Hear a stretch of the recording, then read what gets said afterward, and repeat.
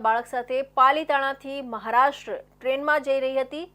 તે દરમિયાન અમદાવાદથી એક યુવક પરિવાર સાથે તેના પતિને જાણતો હોવાનું કહીને તેની સાથે જ આવી રહ્યો હતો।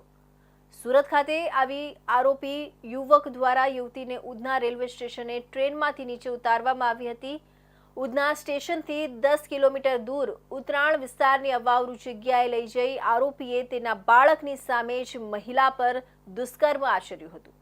ત્યારબાદ અન્ય એક ઓડિશાના શખ્સે દુષ્કર્મ આચર્યું હતું।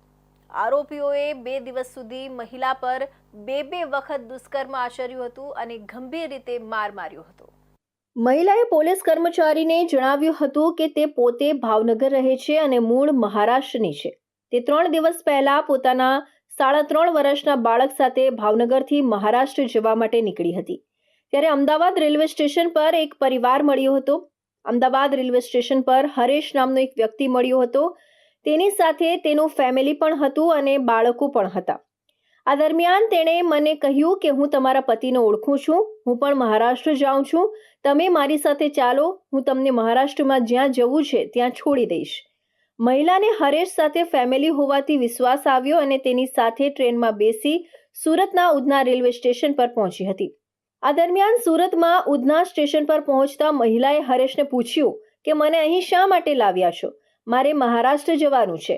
ત્યારે હરેશે કહ્યું કે હું અહીં જ રહું છું, આપણે એકાદ દિવસ અહીંયા રહીએ અને ત્યારબાદ આપણે મહારાષ્ટ્ર જતા રહીશું અને મહારાષ્ટ્રમાં તમને જ્યાં જવું છે ત્યાં હું તમને મૂકી દઈશ।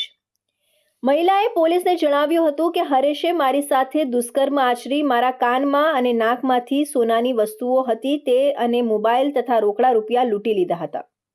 હરેશ રેપ કરી જતો રહ્યો હતો। ત્યારબાદ ત્યાં કચરો વીણતો મૂળ ઓડિશાનો શંકર નામનો વ્યક્તિ આવ્યો હતો અને તેણે પણ મને માર મારી દુષ્કર્મ આચર્યું હતું। હરેશ અને શંકરે 2 દિવસમાં બે વખત મારી સાથે દુષ્કર્મ આચર્યું હતું અને મને ગંભીર રીતે માર માર્યો હતો। ત્યારે નમન નામનો એક વ્યક્તિ પોતાના પાલતુ શ્વાનને લઈ ત્યાંથી નીકળતો હતો।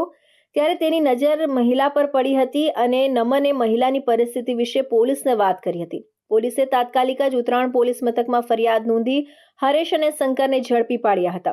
પોલીસે બંનેને ઝડપી તેના ફોટોગ્રાફ નવી સિવિલ હોસ્પિટલ ખાતે સારવાર હેઠળ રહેલી મહિલાને बतावવામાં આવ્યા હતા।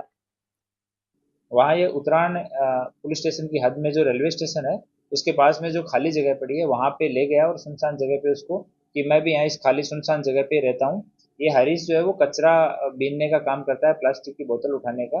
तो बोले कि मैं यहीं रहता हूँ, मेरी फैमिली भी यहीं रहती है, तुम भी यहीं रुक जाओ, थोड़ी देर में खाने पीने की व्यवस्था करता हूँ। वहाँ पे उसको रखा और उसी रात को उसने हरीश ने ये महिला के साथ में रेप किया और उसके साथ मारपीट भी की।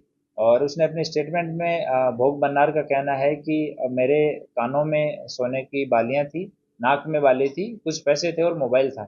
ये सब चीज़ें मुझे हरीश ने पहले धमकाया देने के लिए, बाद में मैंने मोबाइल दे दिया, फिर ज़बरदस्ती कान की और नाक की चीज़ें जो हैं और कुछ पैसे थे 3,000 के आसपास, तो वो उसने छीन लिए। हरीश वहाँ से ये सब उसके साथ में रेप करने के बाद में चला गया तो वो एकदम से शॉक में आ गई। और उसके बाद वहीं पे ही एक दूसरा व्यक्ति जो भी कचरे बीनने का काम करता है, उसका शंकर नाम है, वो उड़ीसा का रहने वाला है, वो वहाँ पे गया और उसने भी महिला के साथ में सेम मारपीट की और भोगबनार के अनुसार उसने भी रेप किया।